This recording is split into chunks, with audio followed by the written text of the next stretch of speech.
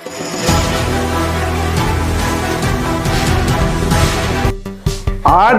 प्रस्तुत है आपके सामने class 10 subject chemistry chapter acid base salt का एपिसोड नंबर 1। आज के इस एपिसोड में अभ्यास क्लासेस टीम की तरफ से आप लोगों का हार्दिक स्वागत है। आशा है हमारी प्रस्तुति आपको पसंद आएगी। अगर मेरी प्रस्तुति आपको पसंद आ जाए तो मेरे चैनल को लाइक और सब्सक्राइब जरूर से जरूर कर देंगे। और हाँ, कमेंट बॉक्स में एक प्यारा सा कमेंट मेरे लिए जरूर छोड़ देंगे, क्योंकि मुझे रहेगा आपके कमेंट्स का बेसब्री से इंतजार। बच्चों, जैसे ही मानस पटल पर एसिड बेस साल्ट नामक चैप्टर घुसती है तो दिमाग में एक बिजली की बत्ती सी भक से जल उठती है, जो इसका मटेरियल सिर्फ बीटीसी में ही मिलेगा, इसका मटेरियल सिर्फ एनसीईआरटी में ही मिलेगा, इसका मटेरियल भारतीय भवन में ही मिलेगा, इसका मटेरियल सिर्फ लेबोरेटरी में ही मिलेगा। बात बिल्कुल सत्य है, लेकिन कुछ ऐसे भी सामग्री हैं जिसका उपयोग हम लोग दैनिक जीवन में किया करते हैं, और उसमें से किसी न किसी में एसिड का गुण है, किसी न किसी में बेस का गुण है, किसी न किसी में साल्ट का गुण है। आइए, मेरे सामने टेबल पर सजी है दैनिक जीवन की सामग्रियां, जिसमें किसी न किसी में एसिड का गुण पाया जाता है, किसी न किसी में बेस का गुण पाया जाता है, और किसी न किसी में साल्ट का गुण पाया जाता है। तो आइए हम लोग इसके गुणों के आधार पर वर्गीकृत करते हैं, जो किसमें एसिड का गुण पाया जाता है, किसमें बेस का गुण पाया जाता है, और किसमें साल्ट का गुण पाया जाता है। सबसे पहले हम परिचय करवाना चाहेंगे जो यह सामग्री है क्या क्या। तो यह है विनेगर, इसमें एसिड का गुण पाया जाता है। यह है दूध का बना हुआ दही, इसमें अम्ल का गुण विद्यमान रहता है। यह है मौसमी, सिट्रस फ्रूट है। यह है लेमन, यह भी सिट्रस फ्रूट है। और यह है एप्पल, इसमें भी एसिड का गुण पाया जाता है। और यह है इमली, इसमें भी अम्ल का गुण पाया जाता है। और यह है नमक, साल्ट, जिसका उपयोग हम लोग दैनिक जीवन में सब्जी में प्रत्येक रोज किया करते हैं, सभी इससे परिचित हैं। और यह है चाय की पत्ती, इसमें भी एसिड का गुण पाया जाता है। यह है सौंफ, यह इसमें बेस का गुण पाया जाता है। और यह है टूथपेस्ट, इसमें भी बेस का गुण पाया जाता है। और यह है बेकिंग सोडा, इसमें साल्ट का गुण पाया जाता है। यह है टोमेटो, इसमें भी एसिड का गुण पाया जाता है। और यह है शुद्ध जल, इसमें न एसिड का गुण पाया जाता है, न बेस का गुण पाया जाता है, और न ही साल्ट का गुण पाया जाता है। और यह है शुगर। जीवन के सभी सामग्री से हम लोग परिचय किए। अब इसको हम लोग इसके गुण के आधार पर वर्गीकृत करते हैं। यह है विनेगर, और इसमें एसिड का गुण पाया जाता है। यह स्वाद में खट्टा होता है, अतः इसको हम लोग एसिड के वर्ग में रखते हैं।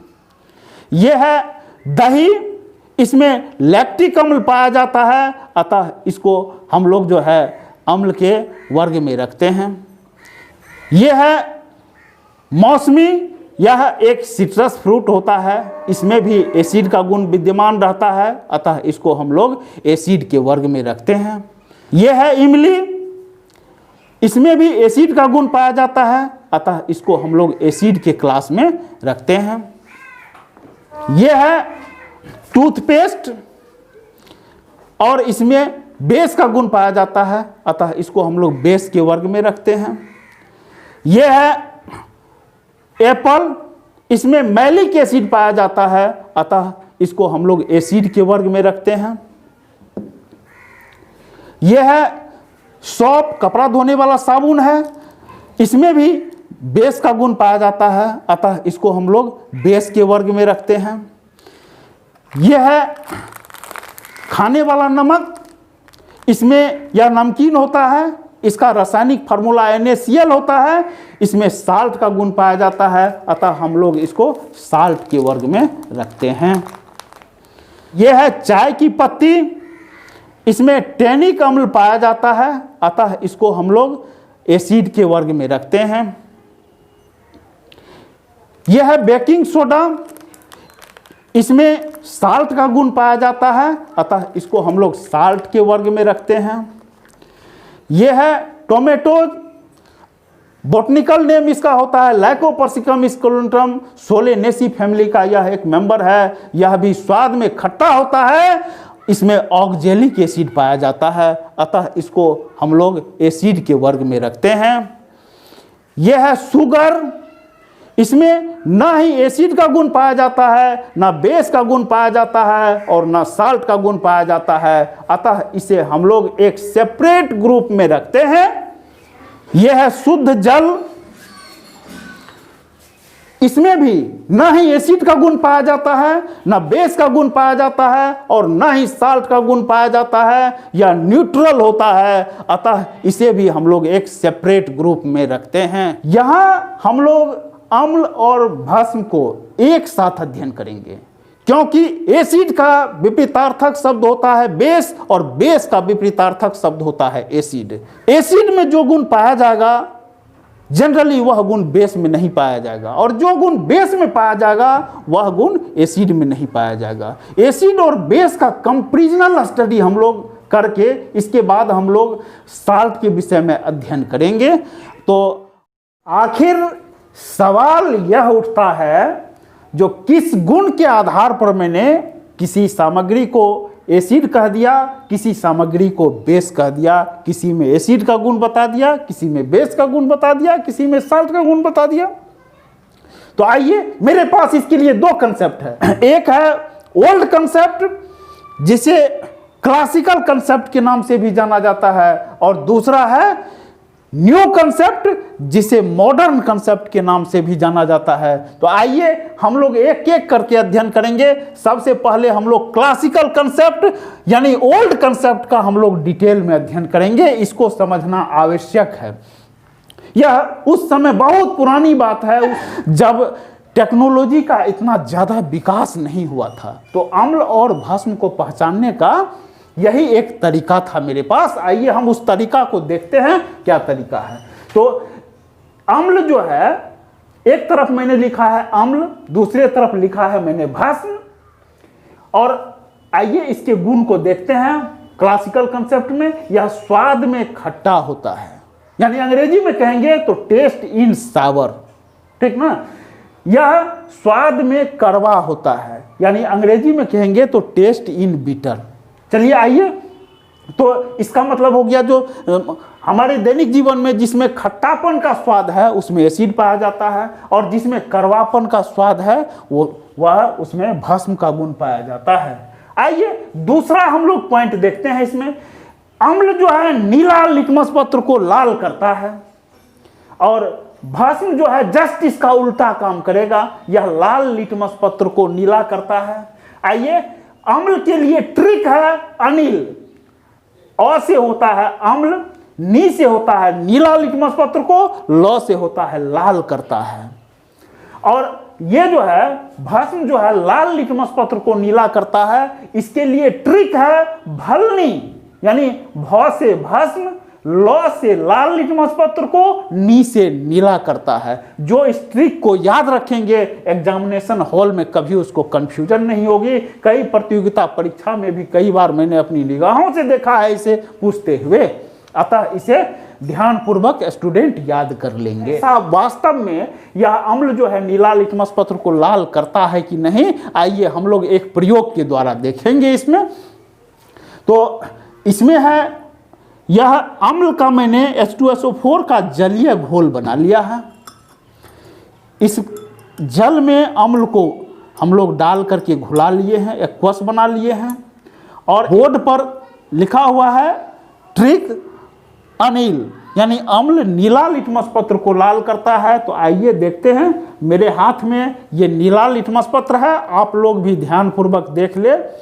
जो यह नीला कलर का है, यह एक प्लांट प्रोडक्ट है, पौधा से तैयार किया जाता है, और इसको हम लोग इस एसिड के जलीय घोल में डालते हैं और डाल करके देखते हैं क्या होता है। देखिए, पहले यह नीला था, यह अब जो है जितना दूर तक इसको मैंने डिप किया एसिड में, यह जो है इसका रंग बदल करके लाल हो गया। अतः एसिड जो है नीला लिटमस पत्र को लाल करता है, और यह मेरा ट्रिक शानदार ट्रिक है अनिल, और यह अम्ल नीले लिटमस पत्र को लाल करता है। आइए इसी तरह से हम प्रयोग करके देखते हैं भस्म के लिए। जो भस्म जो है लाल लिटमस पत्र को नीला करता है, तो क्या यह वास्तव में नीला हो रहा है, ऐसा कर रहा है कि नहीं, ऐसा हो रहा है कि नहीं, आइए हम लोग प्रयोग के द्वारा करके इसको देखते हैं। इसमें NaOH का जलीय विलयन है, यह NaOH है, इसका मैंने जल में इसको घोल लिया है, और इसमें देखते हैं यह भस्म जो है लाल लिटमस पत्र को नीला करता है। तो यह जो है मैंने यह लाल लिटमस पत्र लिया हाथ में, और आप लोग भी ध्यान से देखें, जो इसका कलर पहले नेचुरल कलर जो है वह लाल है, और इसको यदि हम भस्म के यानी बेस के जलीय घोल में डालते हैं तो इसका कलर देखिए क्या परिवर्तन होता है, इसका कलर जो है नीला हो गया। अतः इसके लिए उपयुक्त ट्रिक है, भलनी याद रखेंगे, यह भस्म जो है लाल लिटमस पत्र को नीला करता है। जी हाँ, यह प्रयोग मेरा संपन्न हुआ। आइए तीसरा पॉइंट हम लोग देखते हैं, जो इसका जलीय घोल यानी अम्ल का जलीय घोल विद्युत का सुचालक होता है। ये अम्ल है, इसका जलीय घोल जो है यह विद्युत का सुचालक होता है कि नहीं, आइए हम लोग इसको करके देखते हैं, ऐसा होता है भी नहीं। तो ये जो है इसको मैंने जोड़ दिया है एक बैटरी से, और इसको यदि कांटेक्ट में माइनस प्लस को लाते हैं तो मेरा यहाँ पर बल्ब जल उठता है, और इसको यदि हम नहीं सटाएंगे आपस में और एसिड के जलीय घोल में दोनों छोर पर दोनों किनारा पर हम डालेंगे तो बल्ब मेरा जल उठा। अतः यह जो है यह विद्युत का सुचालक होता है। यहाँ पर वायर आपस में कांटेक्ट में नहीं है और बल्ब जल उठा, इसका मतलब यह जो है बिजली को ढो करके एक जगह से दूसरे जगह ले जाता है। अतः अम्ल का जलीय घोल विद्युत का सुचालक होता है। यह प्रोजेक्ट के द्वारा प्रयोग करके मैंने दिखाया। आइए इसी प्रोजेक्ट को हम लगाते हैं बेस के साथ। एच का जलीय घोल भी विद्युत का सुचालक होता है। आइए देखते हैं, बेस में NaOH के घोल में हम इसको डालते हैं, देखिए फिर भी मेरा बल्ब वहाँ जल उठेगा, मेरा बल्ब जल गया। अतः यह भी जो है विद्युत का, बेस का भी जलीय घोल विद्युत का सुचालक होता है। यह मैंने एक छोटा सा प्रयोग के द्वारा आप लोगों को दिखाने का प्रयास किया। आइए हम अब देखेंगे, यह बेस के अम्ल जो है बेस के स्ट्रेंथ के साथ काउंटर करता है। हम लोग एक प्रयोग के द्वारा देखेंगे। यह यूनिवर्सल लिटमस सॉल्यूशन है, और इसको हम जो है एसिड के जलीय घोल में मिलाते हैं, देखते हैं इसका कलर जो है वह लाल हो जाएगा। जैसे 8-10 बूंद मैंने इसमें गिराया, इसका जलीय घोल लाल हो गया। इसको हम ग्लास रॉड से चला देते हैं ताकि संपूर्ण घोल लाल हो जाए। इसका जलीय घोल लाल हो गया। और आइए इसी यूनिवर्सल लिटमस सॉल्यूशन को मैंने बेस के जलीय घोल के साथ मिलाता हूं। इसका कलर चेंज होकर के पर्पल हो गया, यानी बैगनी कलर हो गया। और आइए इसको हम लोग कांच के रड से मिला करके देखते हैं, पूर्ण रूप से यह बैगनी हो गया। अब देखते हैं यह काउंटर बैलेंस कैसे करता है।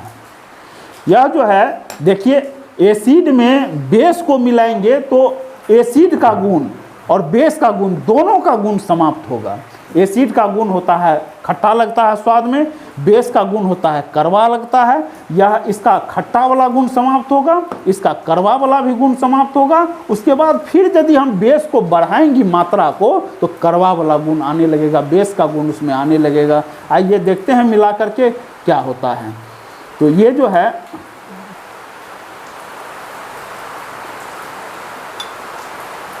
देखिए, इसका कलर जो है पूर्णतः बैगनी हो गया।